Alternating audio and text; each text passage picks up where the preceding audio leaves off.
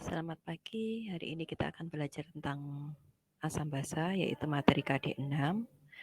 Semoga kalian bisa menangkap apa yang saya berikan hari ini dengan baik dan bisa berguna untuk kehidupan kamu sehari-hari. Oke, saya akan share screen dulu.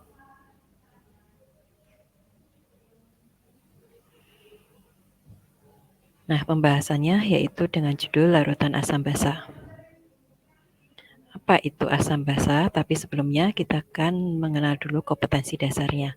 Untuk kompetensi dasar, yang pertama yaitu menganalisis sifat larutan berdasarkan konsep asam basa dan pH larutan. Jadi di sini kita akan pelajari sifat-sifat dari larutan itu dan juga akan menghitung pH dari larutan, baik dari asam maupun dari basa. Terus yang kedua, membandingkan sifat-sifat larutan melalui praktikum berdasarkan konsep asam basa dan pH larutan. Jadi nantinya kalian akan mempraktekkan dari beberapa jenis larutan yang akan saya tentukan dan nanti kalian akan menganalisis dari hasil percobaan kalian apakah nanti akan termasuk ke larutan asam, basa maupun yang netral.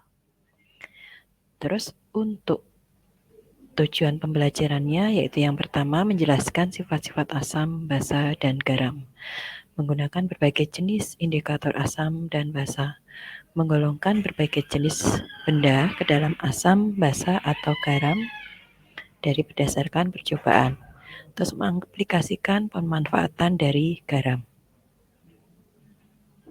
Oke, dari gambar ini mungkin kalian sudah paham apa sih yang dimaksud dengan asam dan basa, dan di sini ada beberapa contoh dari benda yang ada di sekitar kita sehari-hari yang berkaitan dengan yang kita bahas hari ini. Jadi dari gambar yang atas ini bisa kita simpulkan bahwa ini semuanya contoh-contoh dari zat-zat yang bersifat asam. Terus yang gambar yang bawah ini menunjukkan dari sifat-sifat zat yang bersifat basa, ya.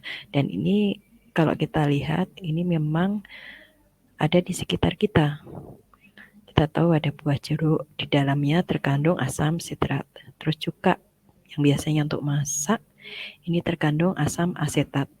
Terus ini ada dua hewan kecil, di bawah ini ada tawon dan ada semut. Ini di dalam tubuhnya terkandung asam format.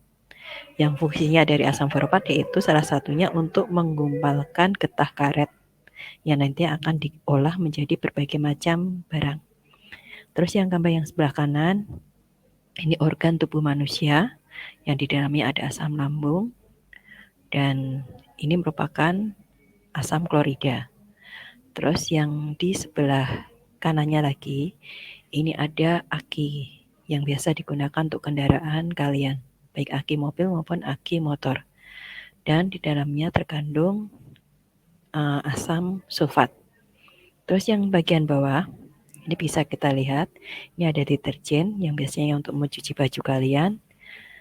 Nah ini yang jelas ini semuanya basah ya, yang bawah ini. Terus yang bagian tengah ini ada obat-obatan.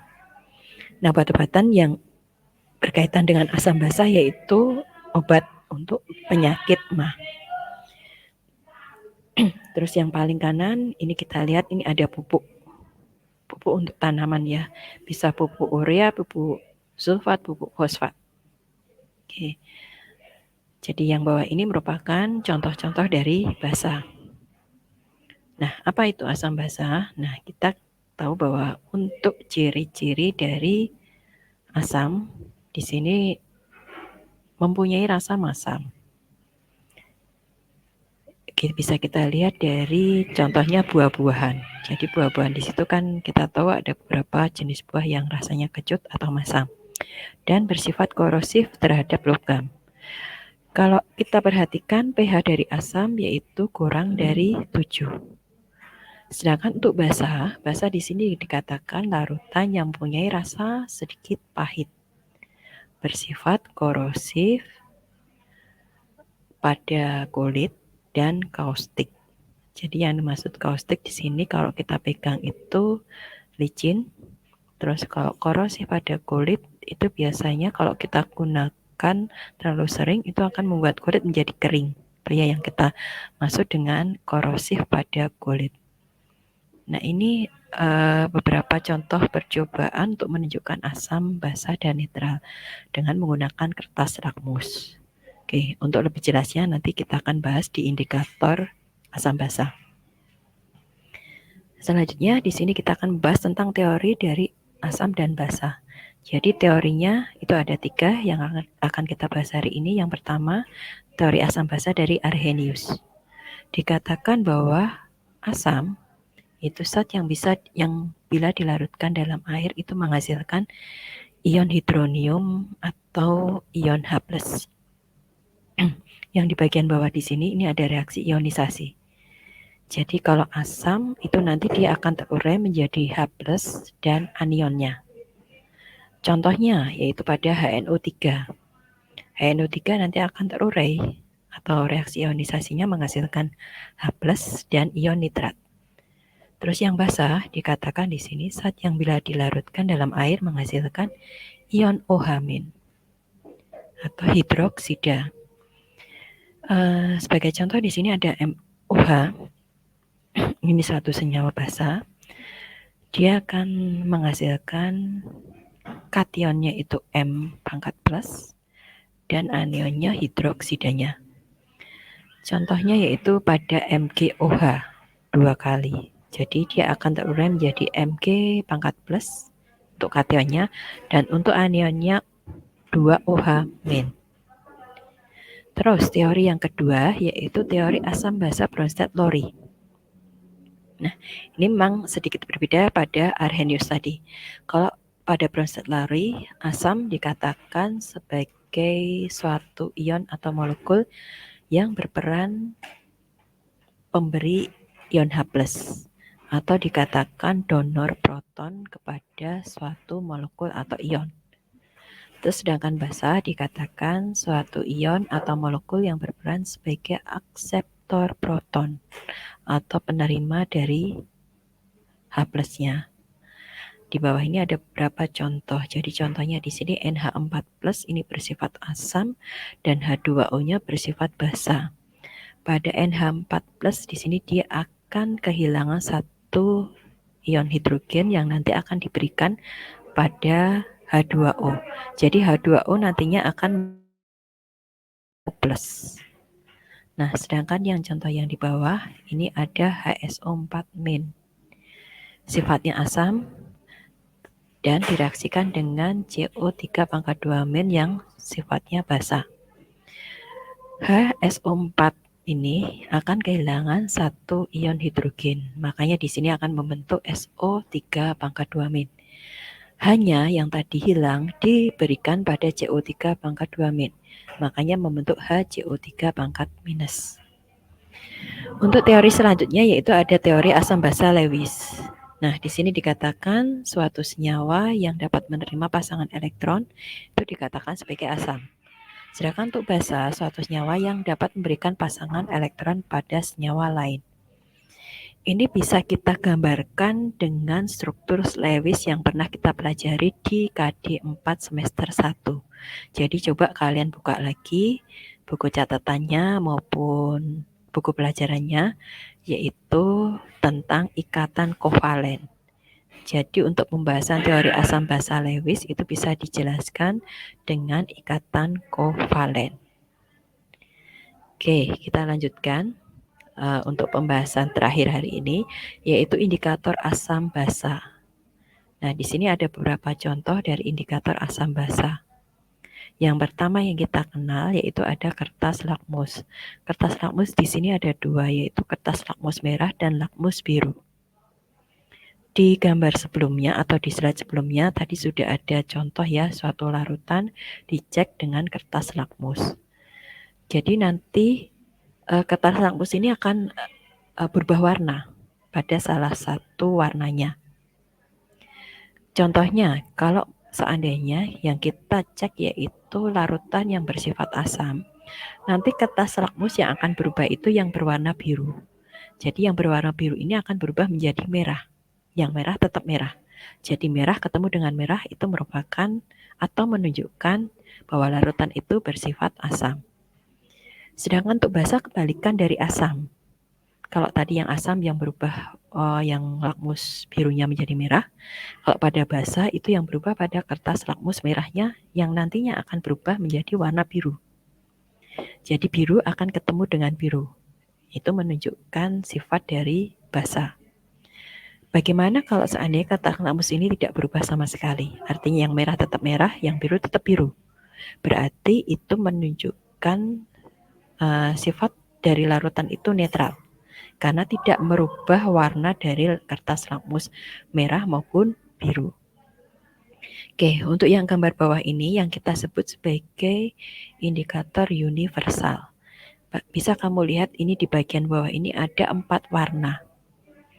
Nah, yang 4 warna ini yang harus kita celupkan ke dalam larutan yang akan kita uji. Dia nanti akan berubah warnanya dari keempat warna ini. Baru kita cocokkan dengan tabel yang ada di sampingnya ini. Jadi warna mana yang paling mendekati itulah nanti yang akan kita lihat. Angkanya itu menunjukkan di angka berapa. Jadi perbedaannya dengan kertas lakmus, kalau yang kertas lakmus tadi cuma untuk menunjukkan dari sifat asam, basa maupun netral, tidak bisa untuk mengecek pH-nya, tapi kalau yang bagian bawah ini kita bisa tahu pH-nya itu berapa. Selain bisa untuk menentukan sifat asam, basa maupun netral. Terus gambar samping dari indikator universal di sini ada beberapa jenis cairan ya. Jadi ada yang kita sebut sebagai fenolftalin atau yang kita singkat PP. Itu cairannya berwarna jernih. Cuma nanti kalau kita teteskan ke dalam larutan asam, dia akan menunjukkan ke warna-warna yang cerah. Sedangkan kalau basa dia akan menunjukkan ke warna-warna yang cenderung lebih gelap. Sedangkan kalau untuk netral itu dia tidak akan merubah warna dari larutan tersebut. Tapi ada juga beberapa contoh kasus di larutan yang ternyata antara netral dengan asam kita tidak bisa membedakan karena warnanya cenderung sama penampakannya. Ya. Nah, selain fenolftalin itu kita bisa menggunakan bromtimol biru atau yang disingkat BB. Bisa juga menggunakan metil jingga atau yang disebut dengan metil orange. Itu untuk yang berupa cairannya. Terus yang di sebelah atasnya ini indikator alam. Jadi bisa kita peroleh dari lingkungan di sekitar kita. Ini contohnya ada bunga-bungaan, ada bunga sepatu, ada bunga bougainville, ada bunga pacar air. Nah, bagaimana caranya menggunakan? Ini harus kita tumbuk dulu bunga-bunga ini, baru kita berikan sedikit air. Air ini kita peras, kemudian hasil perasan air tersebut kita teteskan, bukan dituang ya, diteteskan kepada larutan yang akan kita uji. Nah, nanti pastinya akan terjadi perubahan warna. Hampir sama seperti yang di bawah tadi. Jadi kalau warnanya cenderung ke warna cerah, dia akan menunjukkan sifat asam. Sedangkan yang sifat basa lebih ke arah warna-warna yang gelap. Sedangkan kalau netral itu tidak berwarna atau mungkin juga sama kasusnya seperti yang ini tadi. Jadi antara asam dengan netral itu sama untuk kecenderungan dari penampakan atau perubahan warnanya. Terus yang gambar di sebelah kanan ini, dua-duanya yang atas maupun bawah ini merupakan pH meter. Cuman dari segi akurasinya itu lebih valid atau lebih akurat yang gambar yang bawah. Kenapa? Karena di sini yang gambar bawah ini menunjukkan 4 digit angka yang tertera di situ. Yang sedangkannya atas ini cuma 2 digit aja. Jadi ini ada suatu alat tersendiri yang nantinya kayak jarum ini yang nantinya akan kita masukkan ke dalam larutan yang akan kita uji. Nah, baru nanti akan ditunjukkan di angka-angka ini.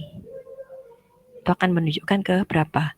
Seperti yang tadi di pembahasan yang awal tadi pada sifat asam dan basa, bahwa asam itu pH-nya antara 0 sampai 7. Sedangkan untuk yang basa antara 7 sampai 14. Jadi kalau di bawah 7 itu bersifat asam, sedangkan yang di atas 7 itu bersifat basa. Sedangkan netral berarti ada di angka 7. Tapi ada beberapa kasus, contohnya pada air, itu yang dikatakan netral kalau seandainya pH yang ditunjukkan itu antara 6 sampai 8. Karena kita tahu bahwa tidak ada air, khususnya air yang ada di sekitar kita itu ya, yang pas di angka 7. Kecuali air suling atau air destilasi. Itu pastinya dia akan menunjukkan di angka 7 untuk pH-nya. Itu ya. Ini yang kita pelajari hari ini, cukup sampai di sini. Jadi mungkin kalau masih ada pertanyaan dari kalian, silahkan disampaikan ke saya. Silahkan kalian bertanya agar supaya lebih jelas. Atau bisa juga nanti bisa kalian baca di buku digital yang saya sharekan di classroom kalian maupun di LMS yang digunakan di sekolahan. Bisa juga kalian mencari referensinya dari internet maupun dari buku-buku yang ada di perpustakaan.